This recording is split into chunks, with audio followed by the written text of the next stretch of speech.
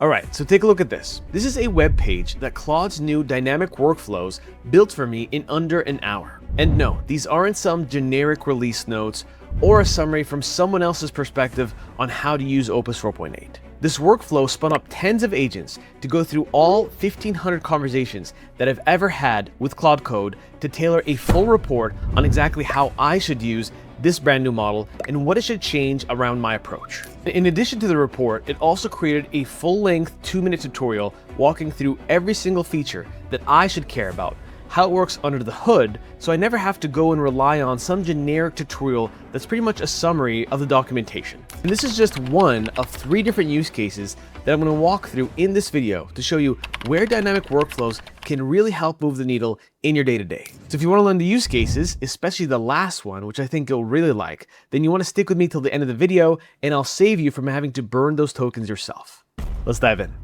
All right, so like I said, this report walks through how I should alter my shift to using this model, how I should change my prompting patterns, what should stay the same, and what should differ or be slightly adjusted for this new model and the way it behaves. So one of the key things was being more literal with it. It's better at dealing with direct prompts without having to beat around the bush. And if I just wanted an overall summary of every single thing that I should do in my day-to-day based on all the conversations it's gone through and what it's seen in terms of patterns, this would be my checklist. And before I walk you through the exact prompt that led to that report and the video, it's important to understand what we're solving for in this first use case. So if you're like me, you will see a brand new model come out and you'll be curious, what's different? And then you'll go on YouTube and you will inevitably see the parade of thumbnails and titles that say, this brand new thing is insane. Even though this model could be one incremental step change, which 90% are, where there are some pros and cons, but overall, it's not a night and day difference. So instead of clicking on Opus 4.8 is insane, Opus 7, or Opus 492, what if you could just create your own tutorials that are tailored to what you care about? So the way this works is that you ask Claude Code to go through all the JSONL files that have all your conversations. And all of these are stored on your local computer if you use Claude Code on your personal laptop.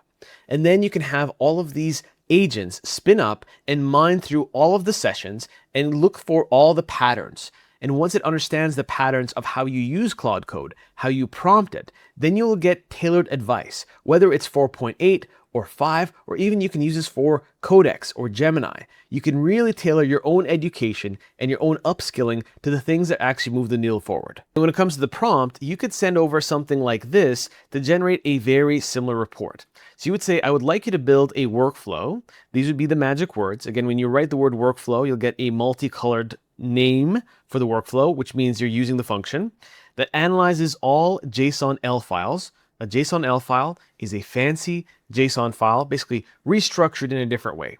In folder path here. Now, if you don't know the path, then one, you can ask Claude Code. If I show you a little preview here, if we go to this folder, this has every single conversation that I've had in my YouTube folder. So you'll see that they are JSONL files, like I said, and you can use something like Sublime Text or Notepad++ to take a look at them. The TLDR is you will see a combination of assistant and you. So that basically summarizes all the tool calls. It's very token heavy.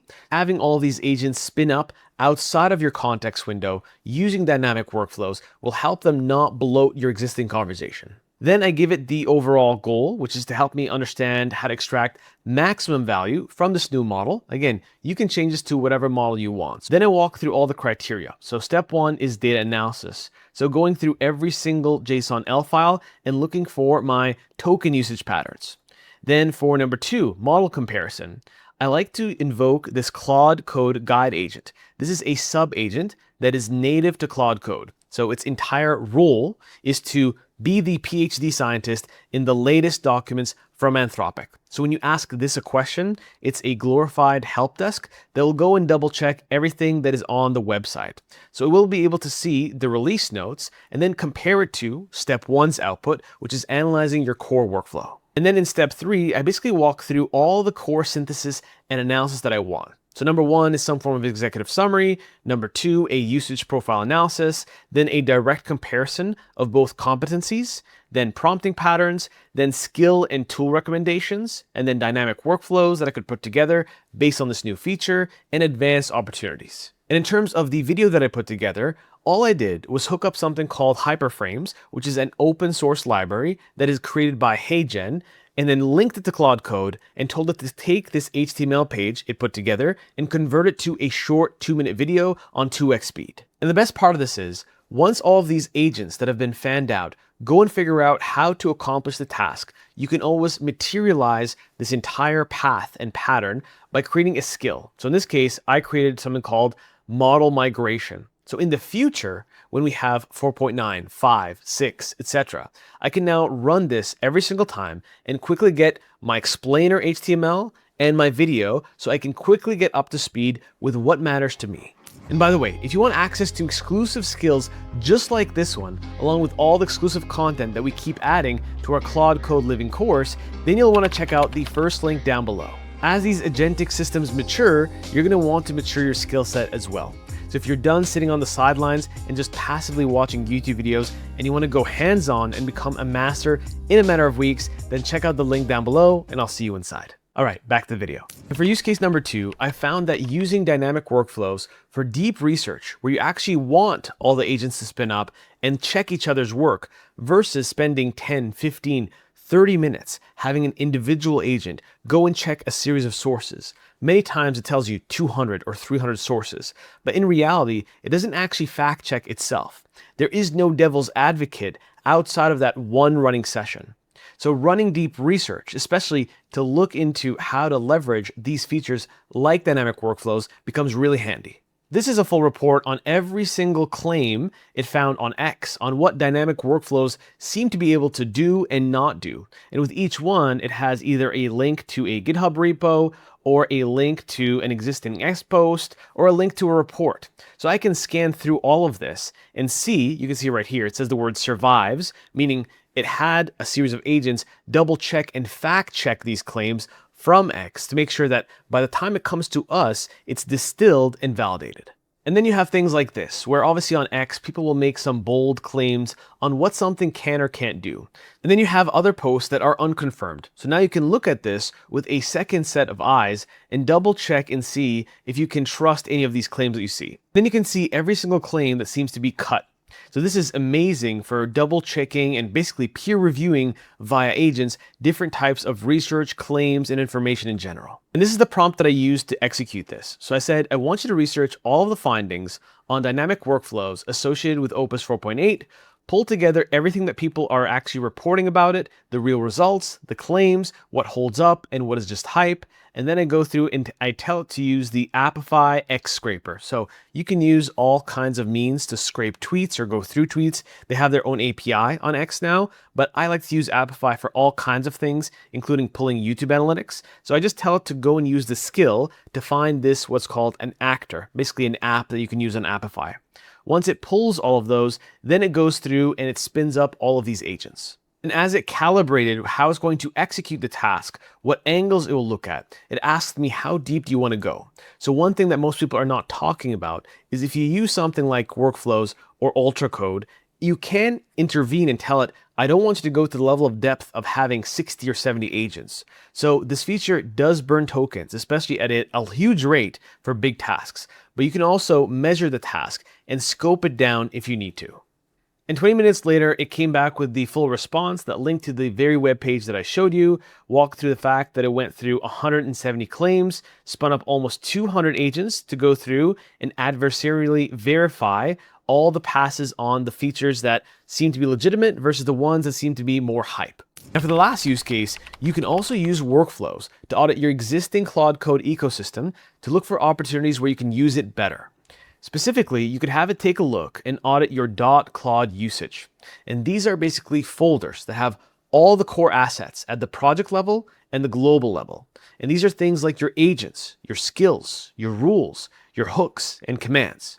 So as you keep building and as you keep adding more skills, over time things will go stale. And inevitably you'll have some inefficiencies. So you can have these agents spin up and then tell you exactly what are the core things you should fix and why. Then as you go through, you could see if you have overlapping skills, duplicate skills, and ideally what you should do about them. So this one here is telling me that I have 10 stock Anthropic skills that seem to be duplicated. So perhaps during a demo for a client, I copy pasted it more than once. So now that is bloating my context against my will. If I scroll to the bottom, here's another one where I seem to create this designer skill specifically for a YouTube video as a demo, but I never use it again. And these are the things that you don't have time to revisit.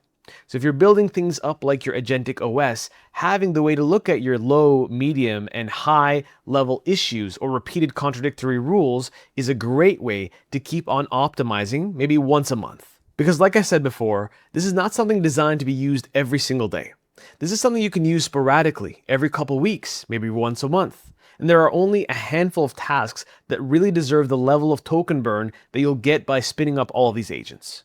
So the goal here is that you're able to constantly audit things like your ClaudeMD, your rules and skills, etc., to look for ways that you can keep stepping up your game and making sure that you don't have these areas of bloat or isolated folders where you spin something up, you use it a couple times, and then you completely forget about it. And that's pretty much it. It's just 3 of multiple ways that I've been using dynamic workflows, especially for personal usage for day-to-day tasks. So hopefully this gives you some inspiration for the different types of things you can use workflows for. Beyond just the business use cases, there are different things that I've tried with workflows, like booking travel, looking through bookings and hotel sites, and travel prices for airlines. You can apply this to all kinds of very large, meaty problems that need a lot of research and validation. Now, if you want to grab all the prompts that I showed you in this video, you'll find them in the second link down below. And if you want to go much deeper on things like Claude Code and become a master of it in just a couple weeks, then you'll want to check out the first link down below for my early adopters community. I drop at least 1 new module a week, and I'm going to walk through how I built the hyperframes workflow and skill that I alluded to earlier in this video exclusively in there. So if you want to check it out, then maybe I'll see you inside. And for the rest of you, if you found this video helpful, useful, and novel, then I'd super appreciate a like on the video and a comment if you so choose. I'll see you in the next one.